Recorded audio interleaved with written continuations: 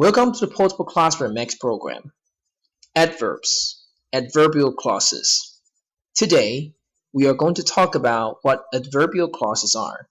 Before we dig into that topic, first we need to understand how an adverb operates.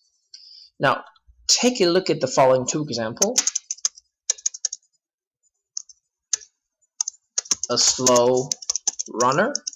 That's the first example. Second one, he runs slowly.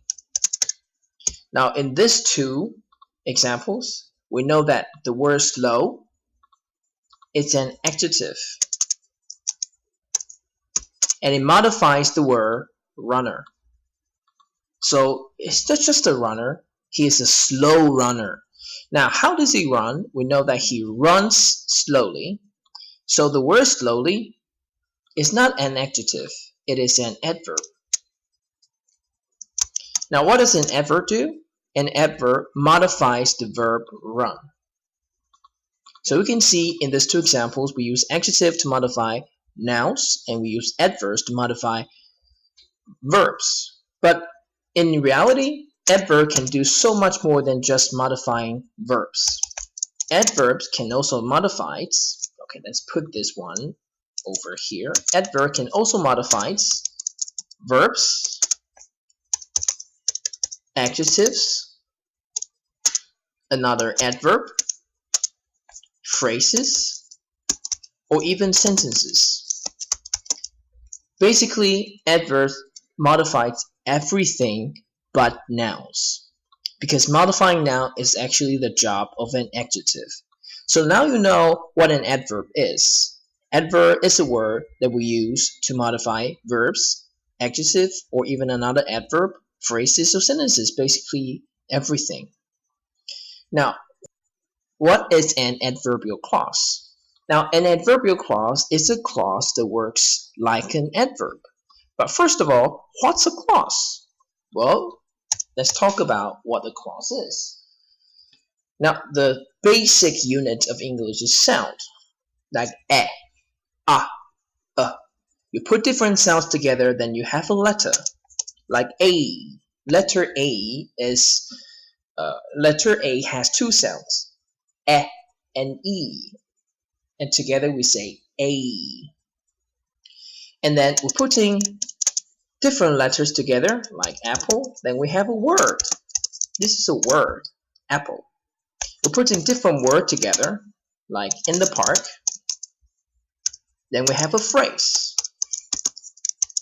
So you can see that in the phrase, there are more than one words, and there is no subject, and there is no verb.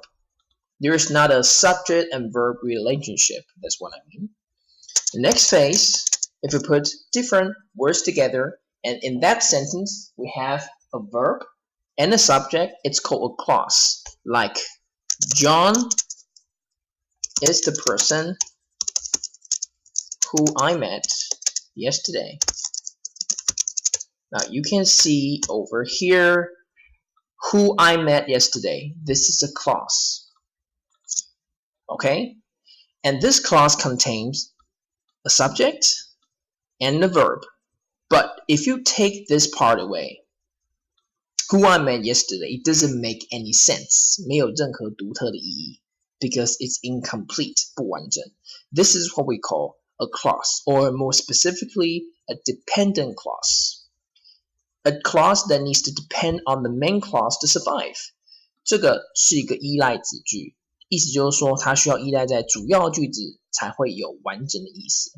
This is a main clause, or we can say it's an independent clause. The sentence, the clause that doesn't need its counterpart to have a full, complete meaning.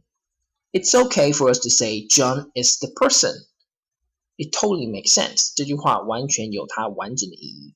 But if we use this, it doesn't make sense. So this is a clause, and this is a sentence.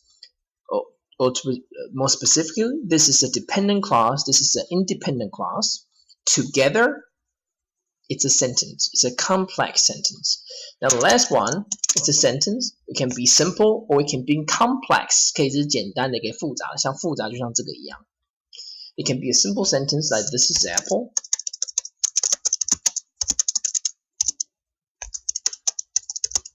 Alright, so we now know what a clause is. A clause can be dependent or independent, and a clause contains a subject and a verb.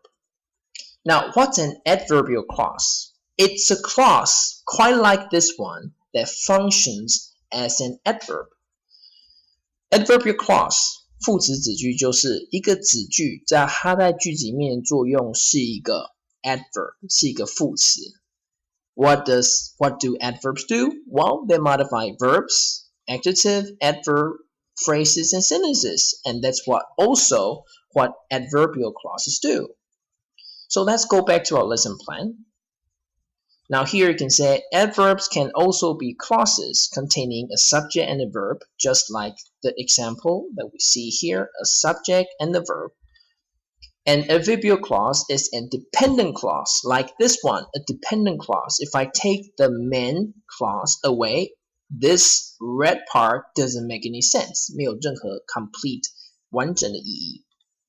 So we know that that functions as an adverb in its relation to the main clause and provides information about what's going on in the main or independent clause.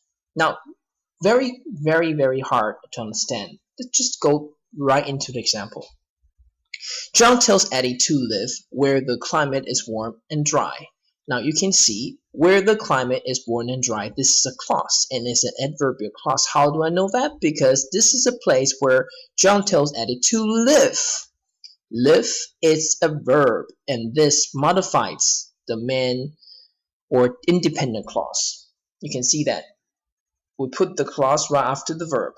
John tells Eddie to live where the climate is warm and dry. This is an adverbial clause that functions like an adverb. It modifies the whole sentence or the word live. And it provides more information, tells more about what John actually tells Eddie to live. The second one, if tomorrow there is a typhoon in Taipei, Marta will not be able to go to work. This is an independent clause. It's okay for me to say Marta will not be able to go to work. It still makes sense. But if I say, if tomorrow there is a typhoon in Taipei, so it sounds incomplete. 如果我把这句话单独讲的话，就不完整，仿佛我没有把这句话 finish 一样。Because it's an adverbial clause. It modifies the main clause, Marta will not be able to go to work. Under what condition? 什么样情况它会无法去呢？If tomorrow there's a typhoon in Taipei. So you can see in these two cases, this is an adverbial clause. This is also an adverbial clause. They modify the main clause to give more information, 更多的讯息 to the listener. Alright, now take a look over here. This is a list of some commonly seen adverbial clauses. This is the first one I'm going to learn very soon. It's called conditional clauses, namely if clauses, just like this one over here, a clause that starts with if. And then next time we're going to dive in and learn more adverbial clauses. Thank you for your patience and